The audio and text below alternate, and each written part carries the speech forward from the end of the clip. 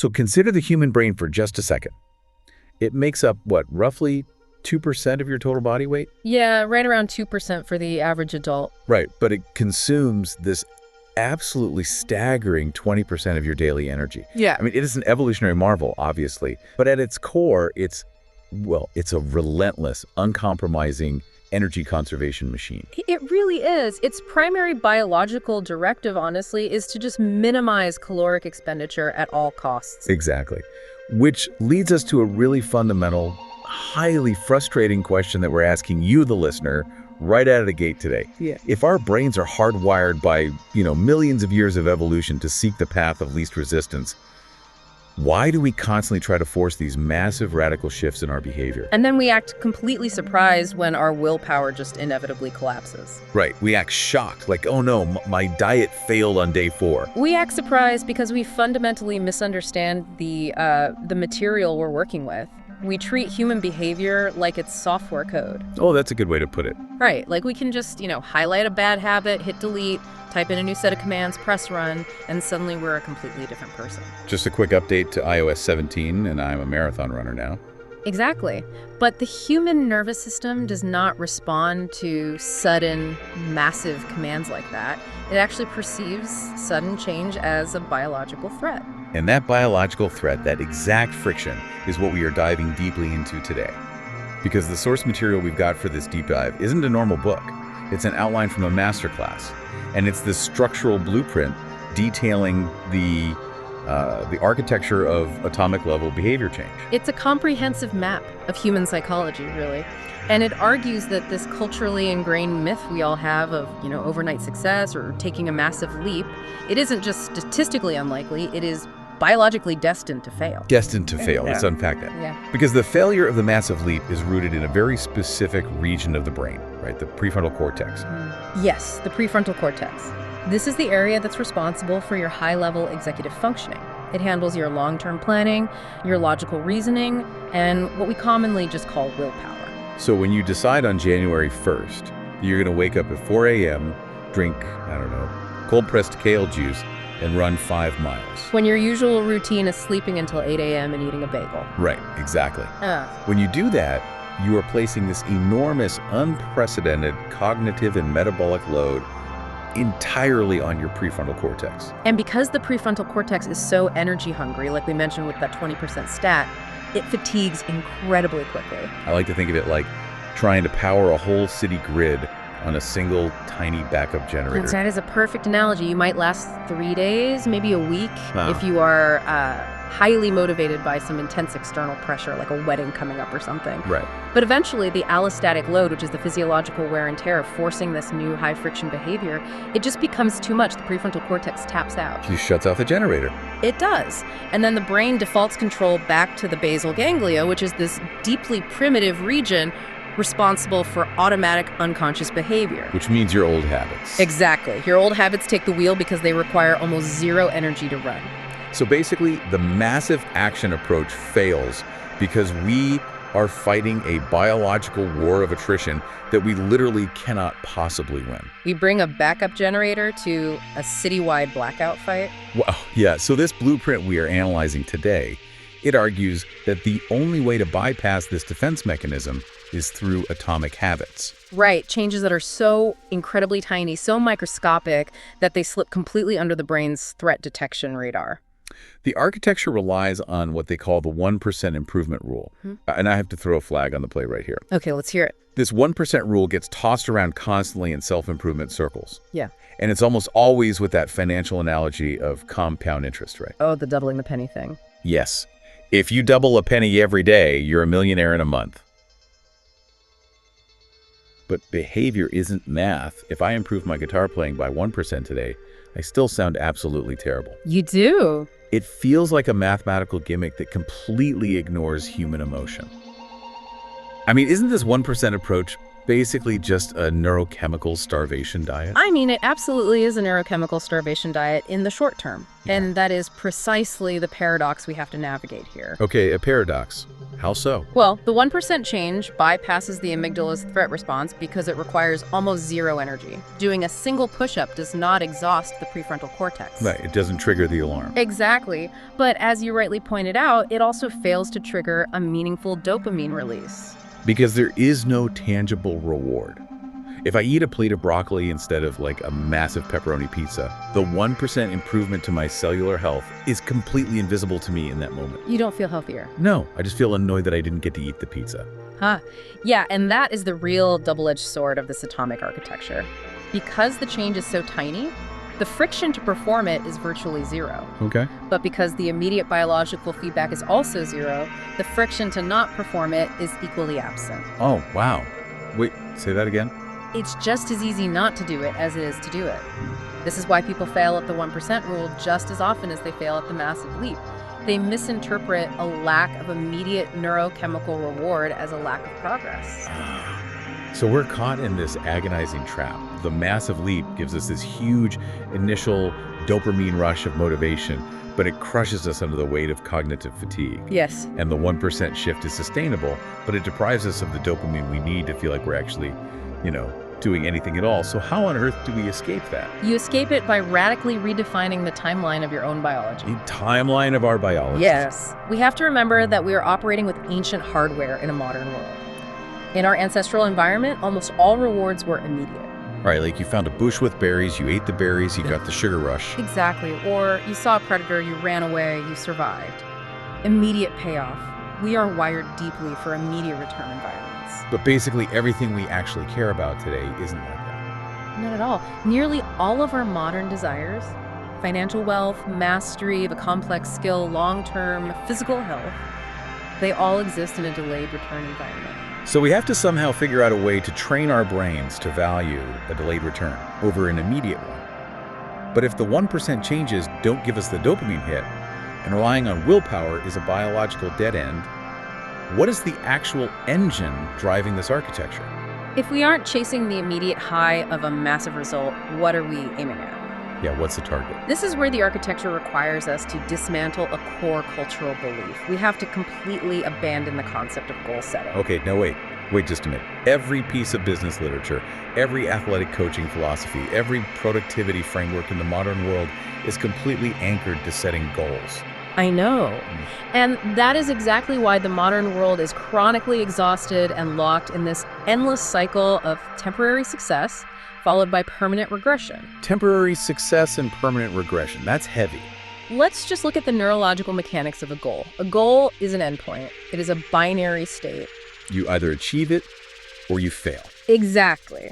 When your entire behavioral architecture is built around a goal, you are existing in a state of continuous failure until the exact second you cross the finish line. That is a brutally depressing way to look at it, but it's totally accurate. Like, if my goal is to lose 20 pounds and I work hard and I lose 19, my brain still registers a state of deficit. I still haven't hit the target.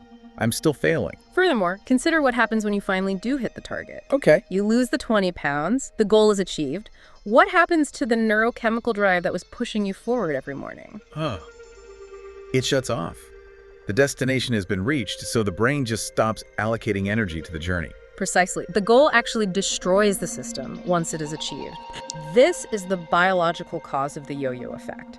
It's why runners who train for 6 months for a marathon often stop running entirely the week after the race. Because the goal provided a structure, and without the goal, the structure just evaporates. Exactly.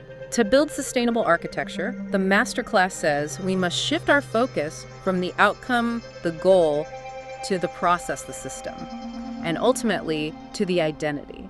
Let's pause on this concept of identity for a second, because it sounds, honestly, dangerously close to the realm of empty affirmations. I get that a lot. I mean, if I want to become a software engineer, looking in the mirror every morning and saying, I am a coder, while not actually knowing how to write a single line of Python, that's pure delusion. It is. The brain is an incredibly sophisticated lie detector. It knows when you're just faking it till you make it. The brain is a brilliant lie detector, which is exactly why empty affirmations fail completely. The identity shift we are analyzing here relies on a well-established psychological concept known as self-perception theory. Self-perception theory. Okay. Traditionally, we assume that our beliefs drive our actions. Right. I believe I am a musician, therefore I play the guitar. True, that makes sense. But self-perception theory flips this entirely. It suggests that we actually infer our own identity by observing our own behavior. Oh, there's a massive distinction. So we are observing ourselves as if we were a third party. Yes. Your brain is constantly gathering data on you. If you sit down at a keyboard to practice coding for just 5 minutes every single day, your brain cannot deny the physical reality of that action. Because it's actually happening. Wait, you are generating a preponderance of evidence. The system, the daily 5-minute action, is the irrefutable proof of the identity. So you aren't faking it at all. No, you are casting a tiny 1% vote for the type of person you wish to become. I love that phrasing, casting a vote. So the action doesn't just change the external world, it actively rewires your internal self-concept. And this is where we actually solve the dopamine deficit of the 1% rule that we discussed earlier. Oh, right, the starvation diet. Yeah. How does this fix that? Think about it. When your focus is entirely on the goal of writing a best-selling novel, writing one single page feels useless. You get no dopamine reward. Right, because you're still 400 pages away from the goal. Exactly.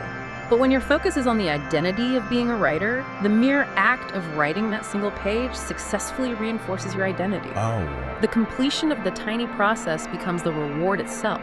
You get the neurochemical payoff immediately, today, not in 5 years when the book is finally published. That elegantly solves the problem. We just redefine the victory condition. Exactly. The victory is no longer finish the massive book. The victory is cast a vote that I am a writer today. You've got it. Okay, so if we accept this premise that massive leaks fail, goals create a yo-yo effect, and sustainable change requires these tiny votes to shift our identity, the question then becomes purely mechanical. Right, the how-to. Yeah. How do we reliably get ourselves to actually cast those votes? How do we construct an environment where that tiny 1% action happens consistently? This moves us from the philosophy of change into the definitive chronological framework of applied behavioral psychology. The masterclass blueprint lays out 4 laws of behavior change. 4 laws. Yes. These laws dictate the entire life cycle of any habit. And they are. Make it obvious, make it attractive, make it easy, and make it satisfying. Let's pull these apart deeply, starting with law 1. Make it obvious. When I hear obvious, I immediately think of the visual cortex. I think about how incredibly dominant our visual sense is compared to all our other senses. It's overwhelmingly dominant. Roughly half of the brain's resources are involved in visual processing in some capacity. Half!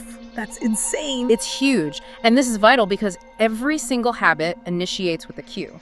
A cue is just a piece of information that triggers the brain to initiate a behavior. Okay.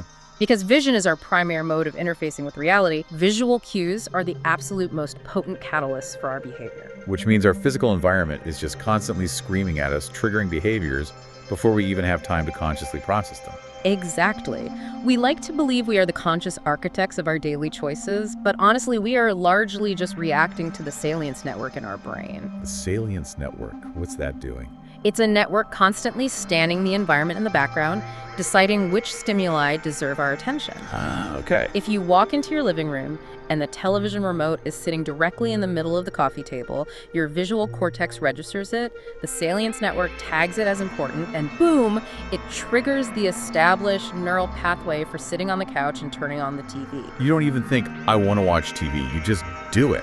Right. So when the blueprint says, make it obvious, it's telling us to forcefully hijack our own visual processing system. Yes. Instead of relying on willpower to say, remember, practice the guitar, we have to manipulate the physical environment so the guitar literally cannot be ignored. You have to elevate the cue so it stands out against all the background noise of your life. Exactly. Leaving your guitar, in its case, tucked away inside a closet, is an environmental failure. The cue is basically invisible. Completely. You must place the guitar on a stand directly in the center of the room so that merely walking through the room forces your visual cortex to process it. You are outsourcing the cognitive load of remembering from your brain to the physical environment. You are making the desired behavior the path of highest visual salience. I love that. But, seeing the guitar doesn't automatically mean I actually want to play it. True. And that brings up to law 2. Make it attractive. And this is where we really have to talk about dopamine, because I think the popular mainstream understanding of dopamine is just fundamentally flawed. Oh, it's completely misunderstood. We treat it like the pleasure chemical, Yeah. but it's actually much more, I don't know, sinister and powerful than that, isn't it? Calling dopamine the pleasure chemical is a massive oversimplification, and honestly, it derails most people's attempts at behavior change. So what is it doing? Dopamine is not primarily about experiencing pleasure, it is about anticipating pleasure. It is the core neurochemical driver of desire, of craving, and of motivation.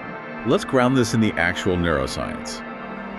If I remember correctly from the classic studies done on primates, the dopamine spike doesn't happen when they actually get the reward. It happens earlier. Yes, you are referring to Wolfram Schultz's groundbreaking work. It's fascinating. He monitored the dopamine levels in the brains of macaques. He would play a tone and then immediately deliver a squirt of sweet apple juice into the monkey's mouth. Sounds like a good deal for the monkey. Initially, yes, and initially the dopamine spiked when the juice actually hit the tongue, the reward. The pleasure of the juice. Right. But very quickly, the primate brain learned the pattern, and the dopamine began to spike the exact moment the monkey heard the tone, long before the juice ever arrived. Wow. So the brain was releasing the motivation chemical to ensure the monkey would actually take whatever action was necessary to get the juice. Exactly. The anticipation is what drives the action. And here is the terrifying part of Schultz's research. Okay, lay it on me. Once the dopamine spiked in anticipation of the tone, if Schultz deliberately withheld the juice, the monkey's dopamine levels crashed way below baseline. Oh, man. It created an intensely negative, agonizing state of craving. The monkey was miserable. This is how all addiction works, but it is also how all habit formation works. The craving is what compels the action. So if we want to build a habit of, say, going to the gym, making it attractive means we have to essentially engineer a dopamine prediction error in our own brains. Yes. We have to make the brain anticipate a reward. But going to the gym is physically painful. It's exhausting. How do we make the brain crave something difficult? You utilize a tactical strategy known as temptation bundling. Temptation bundling. You tether an action you want to do with an action you need to do. You are essentially laundering the dopamine from a high-reward activity and attaching it to a low-reward activity. Laundering the dopamine. I've actually seen this in practice. A friend of mine had a really strict rule for himself. He was only allowed to watch his absolute favorite Netflix show if he was physically pedaling on the stationary bike in his basement. That's a classic example. He rigged it so the screen would literally turn off if his RPM dropped below a certain level. That is a flawless execution of Law 2. Look at the mechanics. He didn't crave the stationary bike. Nobody craves the stationary bike. Well, true. But his brain anticipated the immense narrative reward of the television show. The dopamine spiked at the thought of watching the show, and the physical bike simply became the necessary toll bridge he had to cross to get the reward. The craving for the show entirely overpowered the friction of the exercise. Exactly. Which perfectly sets up Law 3. Make it easy. Right. We've established the cue, we've hijacked the craving, but now we actually have to execute the physical behavior. And earlier we talked about the brain being an energy conservation machine. If the friction between the craving and the action is too high, the brain will just hit the abort button. Friction is the ultimate killer of human potential. The ultimate killer. In physics, the law of least effort states that when an organism is presented with two similar options, it will naturally, invariably gravitate toward the option that requires the least amount of energy. Makes total biological sense. So if you want to start running in the morning, but your running shoes are untied in the closet, your clothes are wrinkled in the dryer, and it is freezing outside, the cognitive and physical friction is immense. It's a wall. Your brain evaluates the energy cost of finding the clothes, tying the shoes, bracing for the cold, and decides it is exponentially more efficient to just stay in bed. So making it easy isn't about making the ultimate goal easy. I mean, running a marathon is never going to be physically easy. No. It's about reducing the friction of the initiation phase. Precisely. You don't have to make the run easy. You have to make starting the run effortless. Okay, so how do we do that? You lay your clothes out the night before, you put your shoes directly by the door, you have your running playlist preloaded on your phone, you remove every single micro decision that the prefrontal cortex would have to process at 6:20 a.m. You are creating a frictionless slide. You want gravity to do the work for you. But even if I slide effortlessly into the habit, I still have to experience the payoff to close the loop, right? And that brings us to law 4, make it satisfying. Yes. The first 3 laws, obvious, attractive, easy, they increase the odds that a behavior will happen this time. Right. But the 4th law, make it satisfying, increases the odds that a behavior will be repeated next time. And this really comes down to the brain's core mechanism for encoding memories. The amygdala tagging experiences with emotional weight. Exactly. When an experience ends with a positive emotional valence, a feeling of success, relief, pleasure, the brain essentially tags that specific behavioral loop as worth repeating. It says, remember this, we want to do this again. But there is a massive catch, one we touched on earlier with the 1% rule. The starvation diet. Yes. The brain heavily discounts future rewards. The satisfaction must be immediate. This is why the delayed payoff of cardiovascular health doesn't reinforce the habit of running. By the time you actually realize you are healthier, like months later, the brain cannot connect that abstract feeling of health to the specific run you did on a random Tuesday in November. The temporal gap is just too wide. The brain can't make the link. So you have to artificially manufacture an immediate reward to close the loop right then and there. You do. When you finish the run, you immediately take a hot, luxurious shower. You drink a perfectly brewed cup of premium coffee that you only strictly allow yourself to have on run days. Oh, I like that, withholding the good coffee for run days. The coffee and the shower provide the immediate sensory and neurochemical payoff. The brain associates the completion of the difficult task with the immediate arrival of a highly satisfying physical state. You know, hearing this all laid out, Yeah. we have essentially just reverse engineered the exact psychology that massive tech companies use to make us addicted to our phones. We absolutely have. I mean, think about it. The bright red notification badge makes the app obvious. The unpredictable timeline content makes it attractive. The facial recognition login makes it effortless, easy. And the variable dopamine hits from likes and comments make it satisfying. It's the exact same blueprint. We are just taking that weaponized architecture and turning it inward to build systems that actually serve our own identity. It is the ultimate form of biological self-defense. That's a great way to put it. But understanding the 4 laws is merely the theoretical foundation, right? The architecture has to actually survive in the chaotic, high-friction environment of the real world. And the real world is messy. Very messy. You get sick. Your boss drops a massive project on your desk at 4 p.m. Your kids refuse to sleep. When the environment becomes hostile, how do you maintain the structure? That brings us to the tactical toolkit in the masterclass blueprint. The strategies for stacking, scaling, and stopping habits. Let's start with stacking, because this leans heavily on one of the most famous principles in all of neuroscience, Hebb's law. Ah, yes. Neurons that fire together wire together. Classic. Donald Hebb's observation in the 1940s is literally the foundation of neuroplasticity. Every time you perform an action, the synaptic connection between the neurons involved in that action gets slightly stronger. And the firing process becomes faster and more efficient over time. Yes. This is synaptic pruning, right? The brain literally cuts away the neural pathways that we don't use, and it coats the pathways we do use in myelin. Making them incredibly fast. It's almost like upgrading from a muddy dirt road to a fiber optic cable. So a habit you have done every day for 10 years, like brushing your teeth or pouring your morning coffee, that is a highly myelinated, incredibly robust neural superhighway. It requires absolute zero conscious effort to execute. Habit stacking is the tactical process of taking a new, fragile habit and attaching it directly to one of those old, indestructible ones. So instead of trying to build a brand new road through the dense, messy jungle of my daily schedule, I just build an on-ramp to the existing superhighway. Exactly. You do not wake up and just say, I'm going to start meditating every day. Because that has no cue and no structural support. It's floating in the void. Right. Instead, you say, after I pour my morning coffee, I will meditate for 1 minute. The coffee pouring becomes the indisputable trigger. You're leveraging the strength of the old habit to carry the new one. Precisely. That makes total sense. But let's look at the next tool, because this is where I find myself deeply, deeply skeptical. Oh, here we go. The 2-minute rule. I love the 2-minute rule. The premise in the blueprint is that when you're starting a new habit, it should take less than 2 minutes to do. Yes. Okay. But if my long-term vision is to read 50 dense nonfiction books a year, and this rule dictates I should literally just sit down, open a book, read a single page, and then close it. I have to push back here. Push back. At a certain point, the volume of work has to matter. If I am reading 1 page a day, it will take me a year to read a single book. How does this not just become a psychological loophole to justify chronic underachievement? I feel like I'm just tricking my own brain. Your skepticism is entirely justified, but only if you are still looking at the behavior through the lens of a goal. Okay. If your goal is read 50 books, then yes, reading 1 page a day is a mathematical failure. But remember our huge shift in part 2. We abandon the goal. We are building an identity. But even with an identity, I am a reader.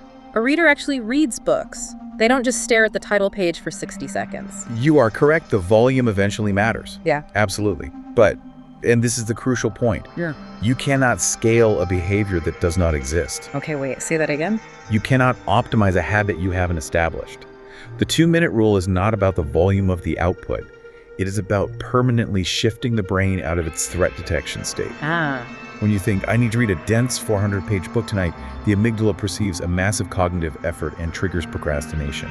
You feel immediately overwhelmed. Because the friction is way too high. But when you say, I only have to read 1 page, the cognitive threat drops to absolute 0. It's too small to fail. Exactly. The 2-minute rule guarantees that you initiate the behavior. You master the art of showing up. A habit must be established before it can be scaled. Okay, I'm tracking with you now. If you read 1 page a day for 30 days, you have successfully wired the neural pathway of walking into the room, sitting in the chair, opening the book, and engaging with the text. The physical architecture is built. And once that pathway is myelinated, scaling it up from 1 page to a whole chapter requires significantly less willpower than trying to read a chapter on day 1. Exactly. So the 2 minutes isn't the final state of the habit. It is the Trojan horse. Yes. It gets the behavior inside the walls of your daily routine without triggering the alarm bells. Okay, I accept that. I see the genius in it now. But what about the habits we want to destroy? The ones already inside the walls? The blueprint mentions this reverse formula for breaking bad habits. The reverse formula is essentially an exercise in environmental hostility. If the 4 laws build a habit, inverting them completely dismantles it. You must make the bad habit invisible, unattractive, hard, and unsatisfying. Let's apply this practically. Say I have a habit of scrolling social media in bed for 2 hours every night, and it's totally ruining my sleep. Very common. Relying on willpower to just not touch the phone when it's sitting right there on my nightstand is going to fail, right? Because my prefrontal cortex is totally exhausted at 11:00 p.m. Willpower is completely useless at 11:00 p.m. The backup generator is out of gas. You must execute the reverse formula hours before you are tired. So how do we invert it? First, make it invisible. You do not bring the phone into the bedroom, ever. The visual cue is entirely removed. Out of sight, out of mind. Literally. Then, make it hard.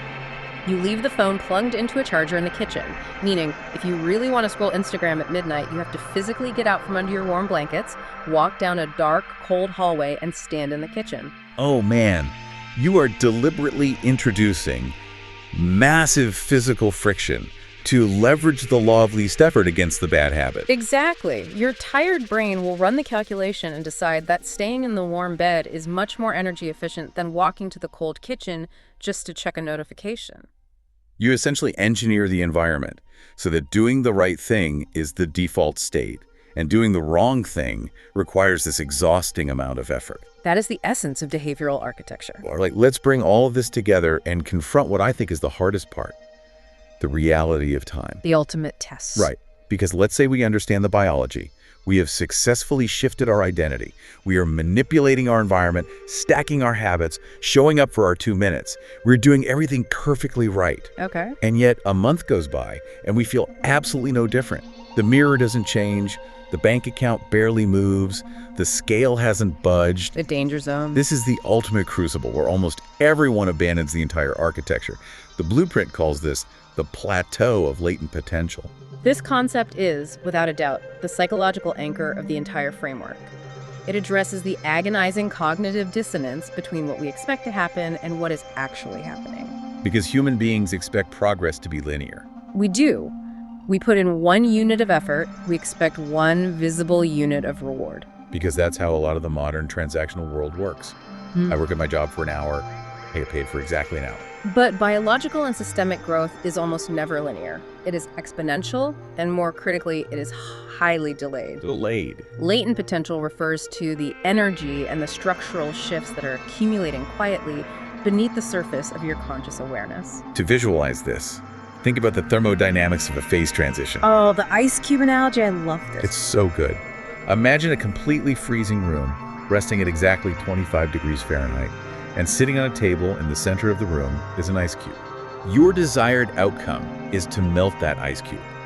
So you start applying your system, you put in the effort, you expend the energy, and you manage to raise the temperature of the room to 26 degrees. You did the work. You did the work, and you look at the ice cube. It is entirely unchanged. The visual feedback is 0. Right, but you keep showing up. You raise it to 27 degrees, 28 degrees, 29, 30, 31 degrees. You are grinding. You have been grinding. You have consistently applied energy. You have raised the temperature by 6 whole degrees, and the ice cube is still sitting there, completely solid. It's maddening. This is the valley of disappointment. This is the exact moment when the average person throws their hands up in the air and says, "This system is a fraud. I'm doing the work every day, and absolutely nothing is happening." But from a physical and thermodynamic standpoint, something massive was actually happening. The energy wasn't wasted, it was being absorbed. The latent heat of the system was increasing the whole time. Exactly. The work was latent. It was being stored. And if you don't quit, right then, if you trust the system and raise the temperature just 1 more degree to 32 degrees, The ice cube begins to melt. it melts. And to an outside observer, it looks like that single, tiny 1 degree shift did all the work. They call you an overnight success. But you know that the melting was only made possible by the invisible accumulated energy of the 6 degrees prior. The challenge, however, is that human beings are terrible at waiting for 32 degrees. Our brains just scream at us to abandon the effort when the visual feedback is 0. So how do we survive the valley of disappointment? How do we stare at an unmelting ice cube for months without just going completely insane? You survive it by remembering why we scrapped the goal in part 2. Yes. If your only metric for success is the melted ice cube, the plateau will inevitably crush your spirit. Every day the ice cube remains solid is a day you feel like a miserable failure. Because you aren't at the finish line yet. But if your metric for success is your identity, if your objective is simply to be the type of person who consistently controls the thermostat, who shows up and puts in the 1% effort, then you survive the plateau. Because you aren't waiting for the ice cube to melt to feel victorious. No, you achieve victory the moment you adjust the dial. The action itself is the reward. The outcome is just an inevitable, delayed byproduct of the identity. Exactly. But, even with an identity-based system, we are still fallible creatures. We get exhausted, we get distracted, we drop the ball. We're human. We are very human. The blueprint provides one final rule to ensure the architecture doesn't completely collapse when we inevitably make a mistake. And it's called the never miss twice rule. This is a profound acknowledgement of our neurobiology. Perfection is an impossible standard that really only leads to catastrophic failure. So, missing 1 day of a habit, eating a massive piece of cake on your diet, Right. or skipping the gym because you had the flu. It is an isolated event. It is a single blip in the data.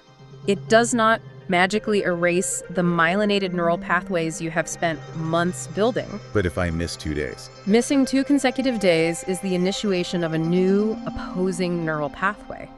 You are physically beginning to wire the habit of not doing the behavior. Oh, wow.